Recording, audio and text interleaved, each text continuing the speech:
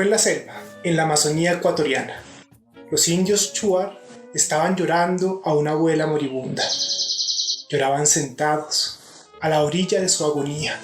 Un testigo, venido de otros mundos, preguntó: ¿por qué lloran delante de ella, si todavía está viva? Y contestaron los que lloraban: para que sepa que la queremos mucho.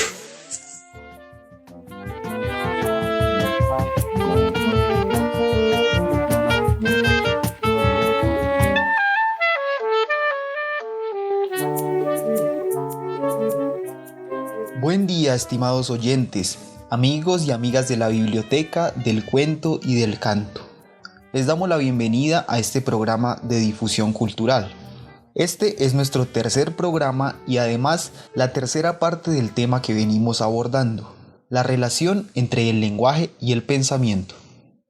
En el episodio anterior de nuestra serie expresamos algunas ideas en torno a 4 temas: la actividad de recordar como ejercicio básico del pensamiento, el diverso ámbito de las imágenes o impresiones sensoriales, la imagen sonora o fonema y su relación con la imagen visual, y por último, la naturaleza práctica o pragmática del lenguaje.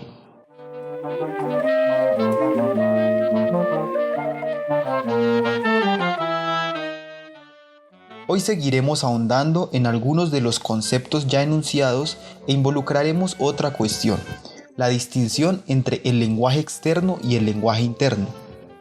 Pues bien, como ya aludimos a la acción de recordar como una actividad de la mente y el pensamiento, quiero que hagamos una pausa y veamos cuál es el origen etimológico de la palabra recordar.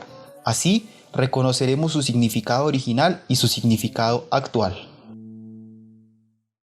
Nuestro verbo recordar lleva dentro la palabra corazón. Viene del bajo latín recordare, que se compone del prefijo re, de nuevo, y nosotros tenemos muchas palabras con ese prefijo: reconocer, reproducir, reanimar, revivir, reiniciar, y una muy en boga en estos tiempos, reinventar, entre otras, y además el elemento cordare, formado sobre el nombre cor, cordis, que quiere decir corazón.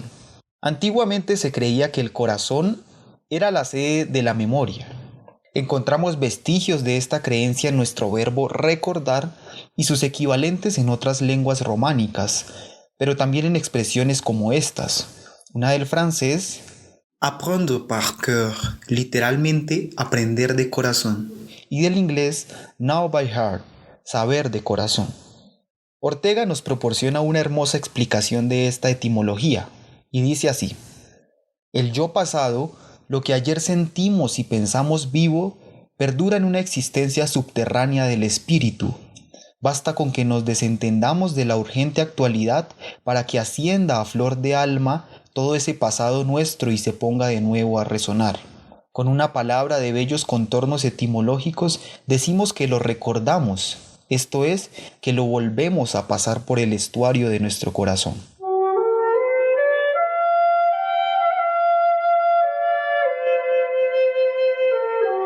Lo interesante de esto es que entre los antiguos, sobre todo romanos, no se hablaba de la mente, sino del alma, ánima, o del corazón, cor, como el órgano o la entidad encargada del pensamiento, la percepción, la conciencia, la memoria y la imaginación. Hemos acudido a este concepto para notar que, desde épocas antiguas, por lo menos del mundo occidental, ya asociábamos la acción de recordar con la actividad de pensar.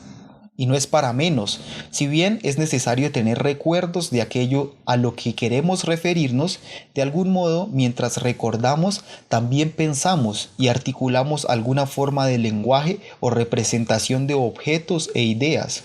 Entonces podemos percibir nuevamente la relación de nuestra pareja inseparable, el lenguaje y el pensamiento. El lenguaje es el instrumento del pensamiento, y al mismo tiempo el pensamiento es la posibilidad para que el lenguaje se exprese. Abordemos ahora brevemente la cuestión de la variedad de imágenes que puede captar nuestra sensibilidad.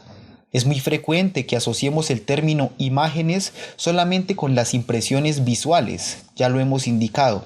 pero hemos de dar un vuelco a tal noción y mencionar el lugar de otro tipo de imágenes, especialmente en el mundo del sonido.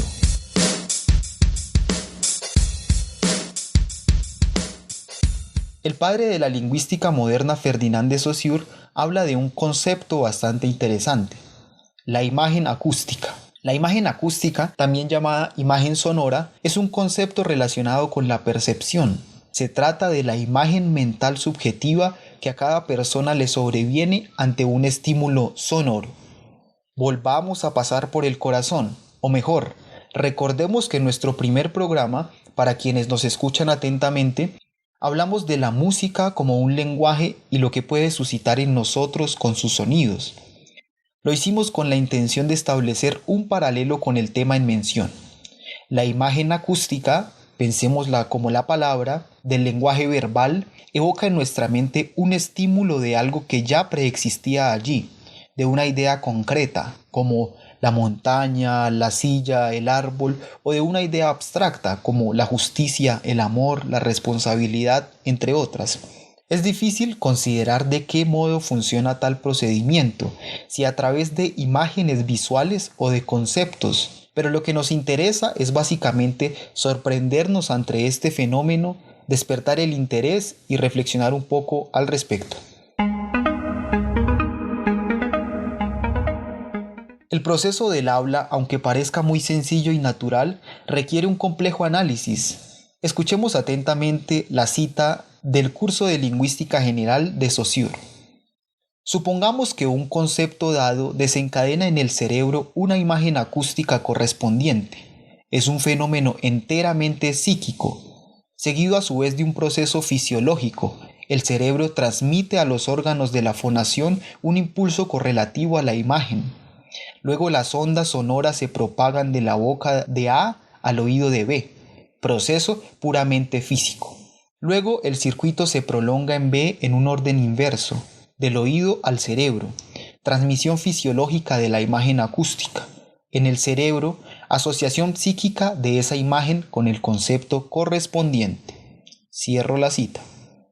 El fragmento que escuchamos anteriormente es un poco complejo, pero de manera resumida, lo que quiere decir es que en una conversación básica intervienen tres procesos del lenguaje: el fenómeno psíquico, que equivale a la reacción de nuestro cerebro frente a la imagen acústica, es decir, el sonido; el fenómeno fisiológico, que equivale a los procesos físico-químicos que ocurren en nuestro cuerpo para que la información de un sonido se logre decodificar en nuestro cerebro; y finalmente, el fenómeno físico, que equivale a la proyección del sonido en ondas.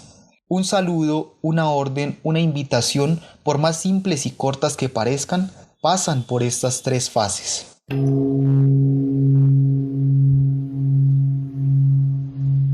Ahora bien, hablemos sobre la distinción entre el lenguaje externo y el lenguaje interno.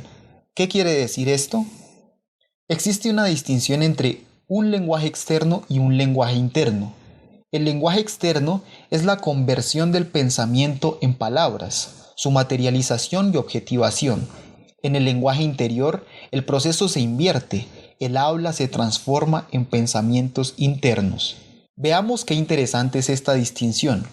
Aunque no pronunciemos palabras en voz alta, para lograr pensar debemos de algún modo hablar con nosotros mismos y poner en funcionamiento el lenguaje interior, de tal manera que el pensamiento individual o el uso de la conciencia es una conversación consigo mismo, es la articulación del lenguaje interno, y la conversación con los demás o el habla en voz alta es la exteriorización del pensamiento, es decir, la articulación del lenguaje externo. Notemos entonces que en cualquiera de los dos casos, pensamiento y habla, hay articulación del lenguaje. Según lo que hemos dicho anteriormente, se presenta un ejercicio de representación de conceptos que hemos abstraído de la realidad sensible e imaginable. La exposición antecedente se desata en la siguiente manera.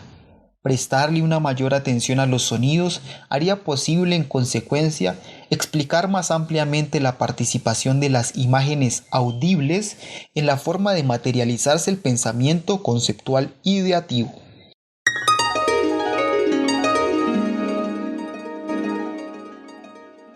Hemos llegado al final de este programa, sumando nuevos elementos en nuestra exposición y esperamos despertando el interés sobre el tema.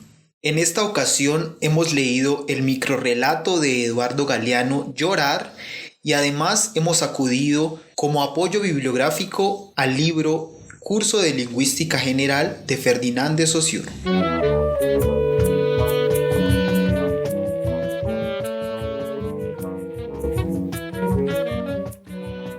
Cuenta conmigo 2020, Biblioteca Pública Municipal Francisco Mariño Soler de Tibasosa, proyecto apoyado por el Ministerio de Cultura, Programa Nacional de Concertación Cultural y Alcaldía Municipal. Tibasosa, creo en ti. La cultura es de todos.